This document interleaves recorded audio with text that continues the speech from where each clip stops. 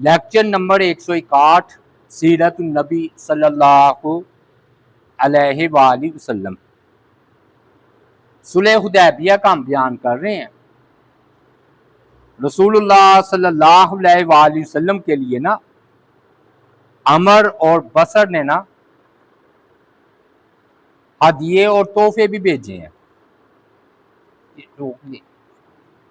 ہدیے اور تحفے جو ہے نا وہ بھیجے ہیں۔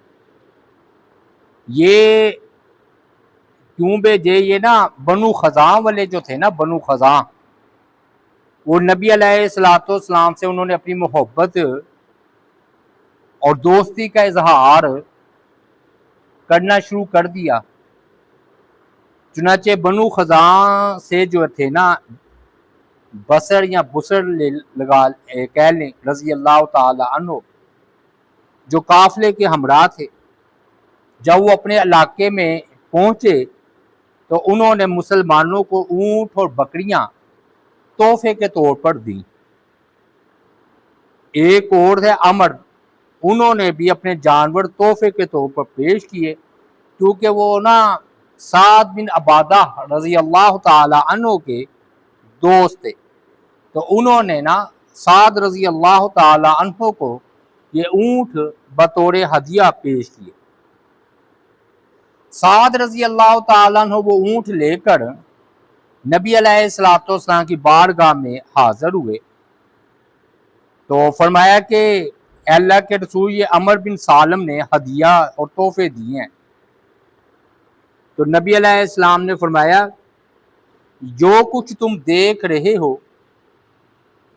یہ بھی عمر نے ہمیں ہدیہ دیا ہے، اللہ تعالیٰ عمر کو جو ہے وہ برکت جو ہے وہ عطا فرمائے۔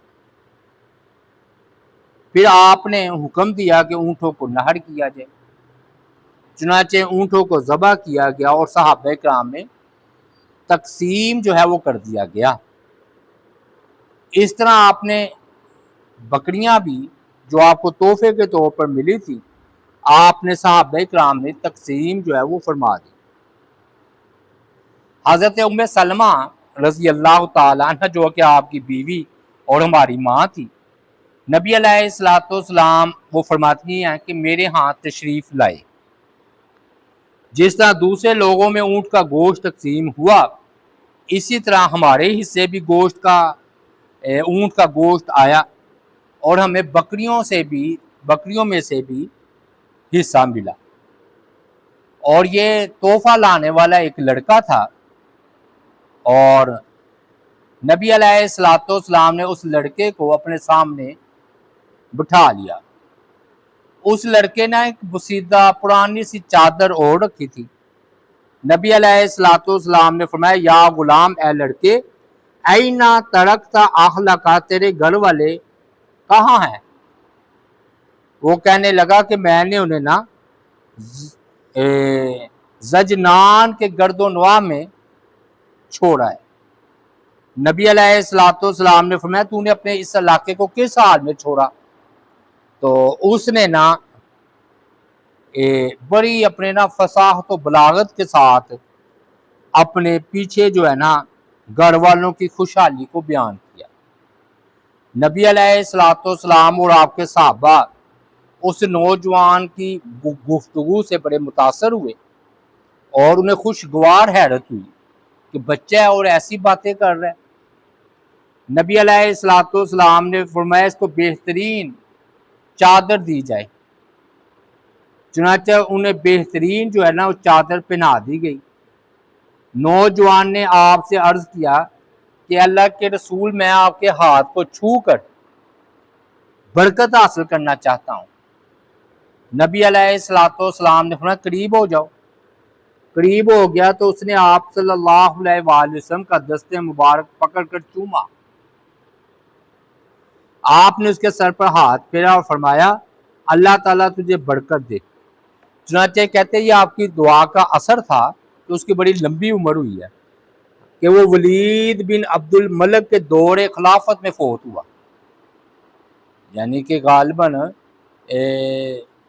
70-80 سال اس کی عمر ہوئی ہوگی۔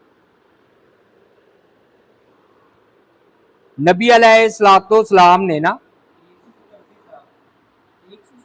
نہیں 70-80 سال۔ نبی علیہ السلام نے نا مناسب سمجھا کہ نا میں اپنا قافلہ اس کو بھیجوں، بیٹھ اپنی جو نا آنے کی اطلاع مشرکین مکہ کو میں بھیج دوں۔ چنانچہ نبی علیہ السلام نے نا یہ اطلاع بھیجی کہ اے مشرکین، اے قریش، مشرکین نہیں کہا، فرمایا اے قریش، ہم تم سے ہرگز جنگ نہیں چاہتے، عمرہ کرنے کے لیے آئے ہیں، عمرہ کر کے واپس چلے جائیں گے، اور ہمارا ہرگز تم سے جنگ کا ارادہ نہیں ہے، اور ہمارا راستہ چھوڑ دو، ہمیں عمرے کے مناسک ادا کرنے دو۔ تو آپ نے نا اس معاملے کے نا خراش رضی اللہ تعالی عنہ، یہ ایک صحابی تھے، ان کو بھیجا ہے کہ تم جاؤ ان قریش کی طرف ان کو میرا سلام کہہ کر میرا یہ پیغام دینا۔ چنانچہ جب یہ ادھر پہنچے ہیں نا تو چند جذباتی نوجوان مشرکین مکہ میں سے انہوں نے نا خراش رضی اللہ تعالیٰ عنہ کو جو ہے نا گھوڑے کی جو ہے نا ٹانگیں کاٹ ڈالی، اور حتیٰ کہ ان پر حملہ آور ہو گئے اونٹ پر، اور اتنا ان کا غصہ بڑھا کہ وہ خراش رضی اللہ تعالی عنہ کو قتل کرنے کے لیے تیار ہو گئے۔ اور ان میں نا اکرمہ جو کہ ابو جہل کے بیٹے تھے وہ پیش تھے، گویا وہ چاہتے تھے بات کرنا تو دور کی بات ہے، ہم سے بات نہ کرو، ہم نے تو نبی علیہ السلام اور آپ کے صحابہ کو عمرہ کرنے نہیں دینا، آپ کیا فرما رہے ہیں کہ ہم جنگ کرنے نہیں آئے، ہمیں عمرہ کرنے دو، ہم آرام سے عمرہ کر کے چلے جائیں گے۔ لیکن انہوں نے جو ہے نا خراش رضی اللہ تعالیٰ عنہ کو شہید کرنے کی بھی کوشش کی، وہ واپس آئے یہ بچ بچا کر، کیونکہ چند اور بڑے درمیان میں آئے، انہوں نے کہا یہ سفیر ہیں اور سفیر کو قتل کرنا منع ہے، تو انہوں نے نہ کہا کہ ان کو واپس جانے دو۔ چنانچہ خراش رضی اللہ تعالیٰ عنہ واپس آئے حدیبیہ میں، اور انہوں نے آ کر کہا اللہ کے رسول مجھ سے زیادہ تگڑا آدمی، روبدار آدمی ان کی طرف بھیجیں، تو انہوں نے تو میری بات نہیں مانی بلکہ بات تک نہیں سنی۔ پھر نبی علیہ السلام نے نا یہ اپنی سفارتی سرگرمیاں اور تیز کی، آپ نے نا قبیلے بنو خزاں، یہ قبیلہ تھا، یہ مسلمان نہیں تھا، قبیلے بنو خزاں، لیکن جیسے ہوتا نا حلیف، جیسے چائنا ہمارا حلیف ہے، اسی طرح ادھر بھی دوستیوں کا معاملہ تھا، تو قبیلے بنو خزاں نے نبی علیہ السلام کا ساتھ دیا۔ جب بنو خزاں کو نبی علیہ السلام کے بارے میں اطلاع ملی کہ آپ اور آپ کے صحابہ کرام حدیبیہ میں پڑاؤ ڈالے ہوئے ہیں، اور انہیں یہ بھی اطلاع ملی کہ قریش کے کیا ارادے ہیں، تو وہ جان گئے کہ وہ قریش نبی علیہ السلام کو پختہ ارادہ کیے ہوئے ہیں کہ انہوں نے ان کو عمرہ نہیں کرنے دینا۔ تو چنانچہ انہوں نے کہا چلے ہم درمیان میں پڑھتے ہیں، کوئی صلح صفائی کرواتے ہیں۔ تو ان کا ایک سردار تھا بدیل، اس کا نام تھا بدیل بن ورقہ، اور وہ غیر جانبدار رہنا چاہتا تھا، لیکن وہ یہ بھی چاہتا تھا کہ مسلمان جو ہے نا جس حالت میں آئے ہیں تو قریش ان سے کوئی جھگڑا نہ کرے اور انہیں بیت اللہ کا عمرہ کرنے دے۔ اور قریش کی یہ حالت تھی کہ وہ اپنے بچوں سمیت نبی علیہ السلام کے لیے لڑنے کے لیے تیار کھڑے تھے۔ جب بدیل جو ہے نا چند آدمی لے کر نبی علیہ السلام کی خدمت میں حاضر ہوا، اور یہ نبی علیہ السلام کا خیر خواہ تھا، تو نبی علیہ السلام نے فرمایا کہ ان کو جا کر یہ میرا پیغام دے دو قریش کو کہ ہم کسی سے لڑنے نہیں آئے، ہم تو صرف عمرہ کرنے آئے ہیں، بے شک قریش کو لڑائی نے کمزور کر دیا ہے اور انہیں بہت نقصان پہنچا ہے. تو اب دو صورتیں ہیں بس، مجھے اور دوسرے لوگوں کو ہمارے حال پر چھوڑ دو. اگر وہ مجھ پر غالب آ گئے دوسرے لوگ تو ٹھیک ہے، جو تم چاہتے ہو وہ ہو جائے گا، اور اگر میں غالب آ گیا تو تم دیکھ لینا کہ تم اسلام قبول کرتے ہو یا ویسے رہنا چاہتے ہو. اور میں یہ چاہتا ہوں کہ کچھ عرصے کے لیے ہمارے اور تمہارے درمیان جنگ نہ ہو، ایسا معاہدہ ہو. چنانچہ یہ پیغام لے کر گئے ادھر. جب یہ بدیل کے پہنچنے سے پہلے ہی قریش نے ان کو دیکھا نا کافروں نے، تو کہنے لگے یہ بدیل اور اس کے ساتھی ہیں، یہ تو تمہارے یہاں جاسوسی کرنے آئے ہیں، تو ان کو ایک حرف بھی نہ بتانا جب یہ کوئی پوچھے. جب بدیل اور اس کے ساتھیوں نے دیکھا کہ قریش ان سے کوئی بات ہی نہیں پوچھ رہے، بات کرنے کو تیار نہیں ہے،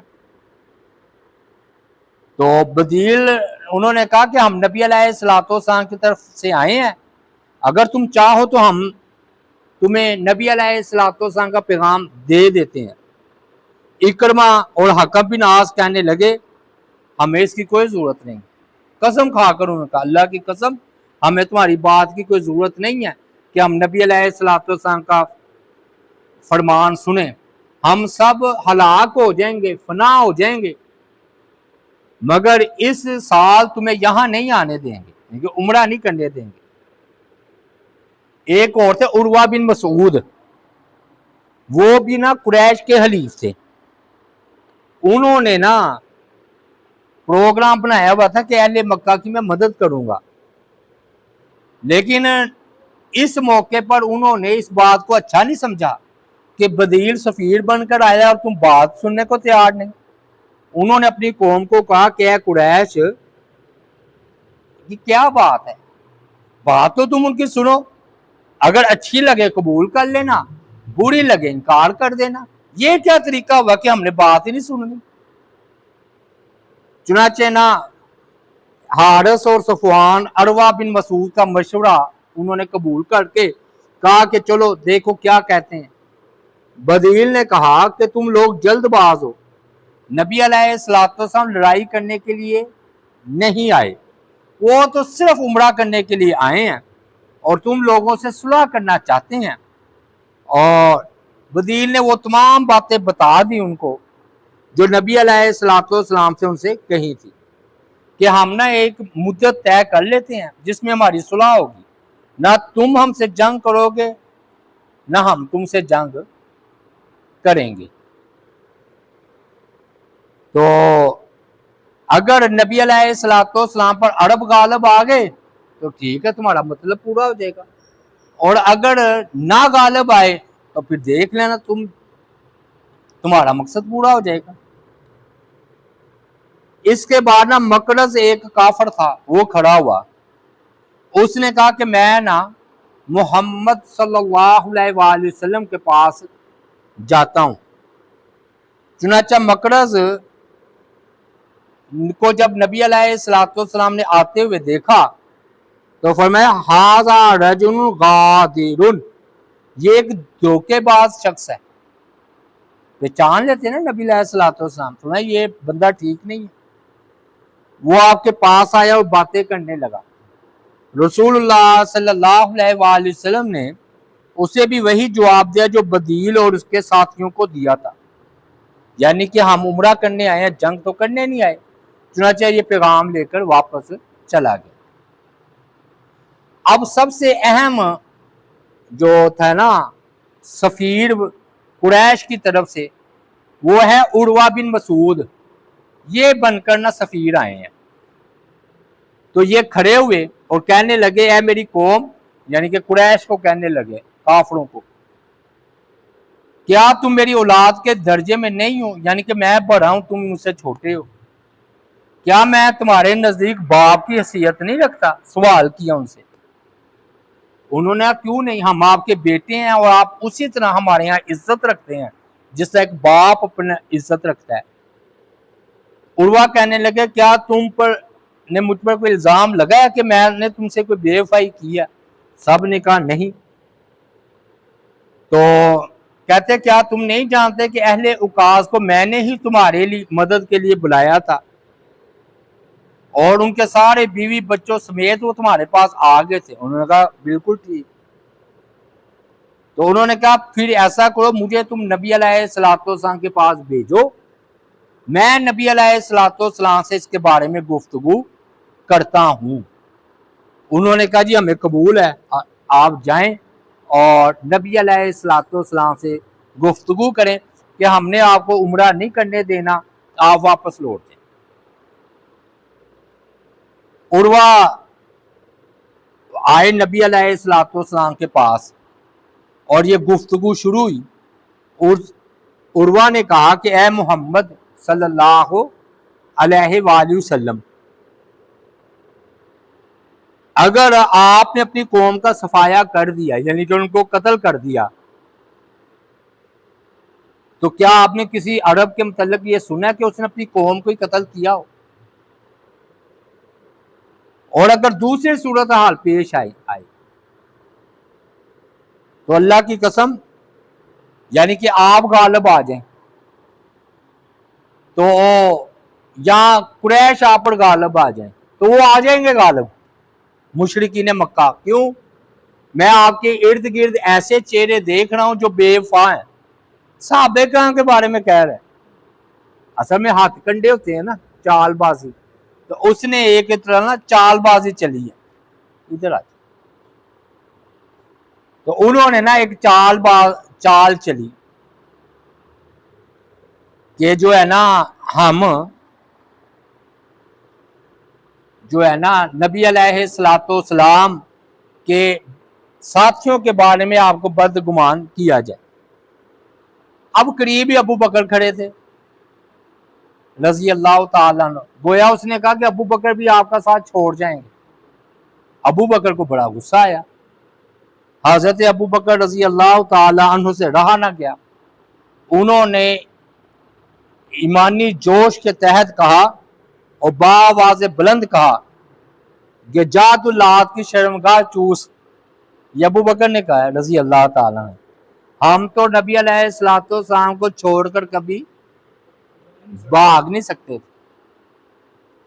سوال پیدا کہتے ہیں جی یہ گالی نکالی ہے ابو بکر نے اس کو کہ جاؤ تو لات کی شرمگاہ چوس۔ کہتے ہیں کافر کو گالی دینا جائز ہے، یہ مسئلہ ہے، مسلمان کو گالی نہیں دے سکتا۔ مسلمان کافر کو گالی دے سکتا ہے، لیکن جس کے بارے میں امید ہو نا کہ یہ مسلمان ہو جائے گا تو اس کے سامنے اخلاق کا اظہار کرے، لیکن اگر کوئی غلط بات کرے تو اس کو جواب دیا جا سکتا ہے۔ عروہ نے پوچھا یہ کون ہے؟ تو لوگوں نے کہا یہ ابو بکر ہے رضی اللہ تعالیٰ عنہ۔ پھر عروہ نے خود خطاب کیا ابو بکر سے، دیکھیے کہنے لگا کیسی بات کرنے لگا ہے، کہنے لگا اگر آپ کا احسان مجھ پر نہ ہوتا تو جس کا میں بدلہ نہیں دے سکا تو میں آپ کی بات کا جواب دیتا، لیکن آپ نے مجھ پر احسان کیا ہوا ہے جس کا میں بدلہ نہیں دے سکا۔ دیکھیں کیسی بات ہے، ابو بکر رضی اللہ تعالیٰ عنہ کافروں پر بھی احسان کیا کرتے تھے۔ اس نے ہر نفسیاتی حربہ استعمال کیا عروہ نے کہ نبی علیہ السلام نا امید ہو کر واپس چلے جائیں، لیکن اس کے تمام حربے ناکام ہو گئے کیونکہ مسلمانوں کی استقامت اور مضبوط صف بندی کی وجہ سے۔ تو ایک نا جب یہ مذاکرات ہو رہے تھے نا تو عروہ بات کر رہا تھا، تو مغیرہ بن شعبہ جو تھے نا وہ آپ کے سر پر کھڑے تھے تلوار لے کر، اور انہوں نے لوہے کی خوت پہنی ہوئی تھی، ان کا چہرہ چھپا ہوا تھا، اور مذاکرات کے درمیان میں وہ گستاخی کرتا عروہ بن مسعود، یا شاید رواج تھا، اس نے بار بار نبی علیہ السلام کی داڑھی پکڑنے کی کوشش کی، جب اس نے اپنا ہاتھ ایسے بڑھایا نا نبی علیہ الصلوۃ والسلام کی داڑھی کی طرف، تو اوپر سے نا انہوں نے ٹھا کر کے ڈنڈا مارا ان کے ہاتھ پر کہ اپنا ہاتھ پیچھے ہٹا. تو اس نے کہا کہ یہ کون ہے؟ عروہ نے پوچھا کہ جو میرے ہاتھ پر نیزہ یا ڈنڈا مارتا ہے کہ اپنا ہاتھ پیچھے رکھو. تو آپ نے نہ فرمایا تم اس کو نہیں جانتے؟ نبی علیہ السلام نے فرمایا یہ تمہارا بھتیجا ہے مغیرہ بن شعبہ، تم چاچا ہو اس کے، چاچا بھتیجا. کہتے اچھا. کہتے لگے سنتے کہتے او وعدہ توڑنے والے، تو نے تو ثقیف قبیلے سے ہمارے لیے دائمی لڑائی کھڑی کر دی ہے. میں نے کل ہی تیری خباثت کو دھویا ہے. ہوا یہ تھا کہ مغیرہ بن شعبہ نے چند بندوں کو قتل کر دیا. قتل کرنے کے بعد نبی علیہ الصلوۃ والسلام کی بارگاہ میں حاضر ہوئے اور اسلام قبول کر لیا. آپ نے فرمایا تمہارا اسلام تو قبول ہے لیکن جو تمہاری لڑائی ہے نا مجھے اس سے کوئی غرض نہیں ہے جو تم قتل کر کے آئے ہو. یہ کہہ رہا تھا عروہ کہ جو تم نے وہ لڑائی بھڑکا دی تھی نا تو میں کل ہی اسے ٹھنڈی کر کے آیا ہوں. تم کیسے بھتیجے ہو؟ تو بہرحال یہ جو ہے نا مغیرہ بن شعبہ نے رضی اللہ تعالی عنہ، انہوں نے نبی علیہ الصلوۃ والسلام کی داڑھی اس کو پکڑنے نہیں دی، گستاخی کر رہا تھا نا. اب عروہ ناکام ہو کر واپس آ گیا. اب اپنی قوم کو اس نے کیا کہا؟ بڑے زبردست الفاظ ہیں. اس نے کہا اے میری قوم، اللہ کی قسم میں بادشاہوں کے دربار میں وفد لے کر گیا ہوں اور کیسر و کسرا یعنی کہ روم، عراق اور نجاشی کے درباروں میں بھی جا چکا ہوں. اللہ کی قسم میں نے کسی بادشاہ کو اس قدر عزت والا نہیں پایا کہ اس کے ساتھی اس کی اتنی تعظیم کرتے ہوں جتنی محمد صلی اللہ علیہ وسلم کے صحابہ نبی علیہ الصلوۃ والسلام کی تعظیم اور عزت کرتے ہیں. اور اتنی عزت کرتے ہیں کہ وہ تھوکتے ہیں نا نبی علیہ الصلوۃ والسلام تو ان کا لاب دہن زمین پر گرنے نہیں دیتے، اپنے ہاتھوں پر مل لیتے ہیں. اور اگر وہ وضو کرتے ہیں تو وضو کا پانی صحابہ نیچے نہیں گرنے دیتے، اور وہ جو پانی ہے وہ لے کر اپنے اپنے جسم پر ایسے ملنا شروع کر دیتے.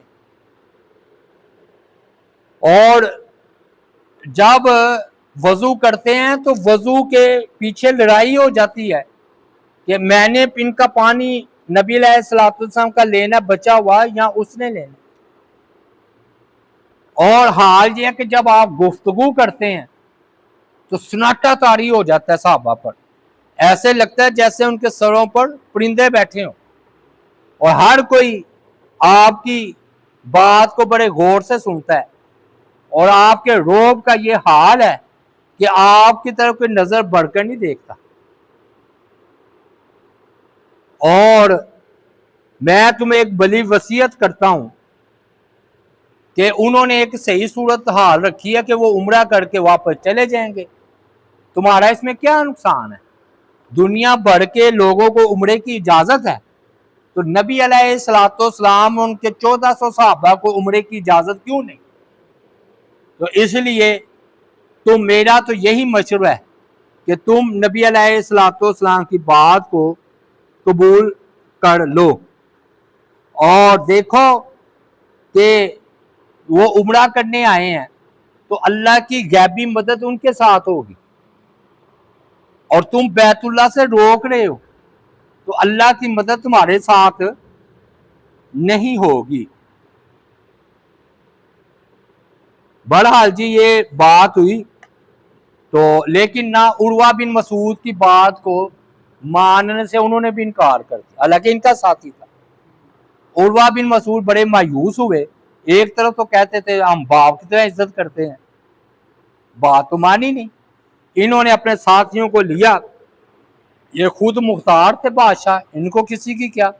انہوں نے اپنے ساتھیوں کو لیا اور واپس چلے گئے۔ اب قریش نے نا ایک اور آدمی تھا حلیس، ان کو بھیجا۔ یہ شخص احباش ایک قبیلہ تھا، اس کا سردار تھا۔ نبی علیہ السلام نے ان کو دیکھا تو فرمایا کہ اس شخص کا تعلق جو ہے نا نیک لوگوں سے ہے، نیک قوم، اس کا قبیلہ بڑا نیک ہے، اور یہ قربانی کے جانوروں کا بڑا احترام کرتے ہیں۔ آپ نے ان کو آتا دیکھا تو فرمایا یہ قربانی کے جانور کھڑے کر دو۔ چنانچہ تمام صحابہ نے 70 اونٹ تھے نا ساتھ، ان کو کھڑا کر دیا۔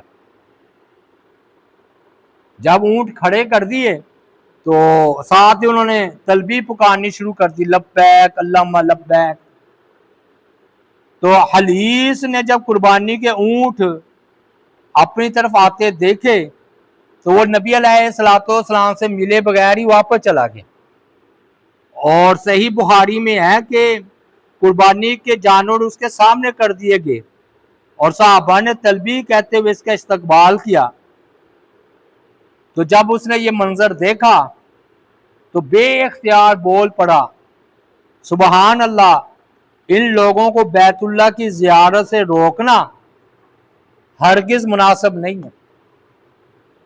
جس وادی میں اونٹ تھے وہ انتہائی خشک تھی، اس میں پانی تھا نہ چارہ تھا، اور اونٹ بھی نہ اتنی مدت یہاں ٹھہرنے کی بنا پر اپنی ہی مینگنیاں کھانے پر مجبور ہو گئے تھے۔ اور مسلمانوں کو دیکھا تو ان کا جو احرام تھا وہ بسیدہ ہو گیا تھا، وہی پہن کر، تو ان کی حالت بڑا گندا تھی۔ تو اس کو نہ پھر قریش کا رویہ بڑا ناگوار گزرا۔ واپس آئے تو انہوں نے کہا کہ تم ناجائز کر رہے ہو اے قریش، میں تمہاری حمایت سے اپنا ہاتھ اٹھاتا ہوں، جو نبی علیہ السلام کہہ رہے ہیں وہ سچ، درست اور ٹھیک ہے، عمرہ کریں اور واپس چلے جائیں گے۔ ابن حشام نے یہ بات کہی کہ اس نے کہا کہ یہ تو نرا عذاب ہے، مسلمانوں کو روکنا یہ ٹھیک نہیں ہے، عمرہ کریں، عمرہ کر کے یہ واپس چلے جائیں۔ لو جی، یہاں تک ہم نے بات کو بیان کیا ہے، یعنی کہ نبی علیہ السلام عمرہ کرنے آئے ہیں اور درمیان میں آپ نے سفارتی سرگرمیاں تیز کر دیں، اس کے حوالے سے ہم نے آج بات کی ہے۔ انشاءاللہ کل ادھر ہی سے ہم آگے چلیں گے۔ اللہ تعالیٰ سے دعا اللہ تعالیٰ عمل کی توفیق عطا فرمائے۔ وما علینا الا البلاغ المبین۔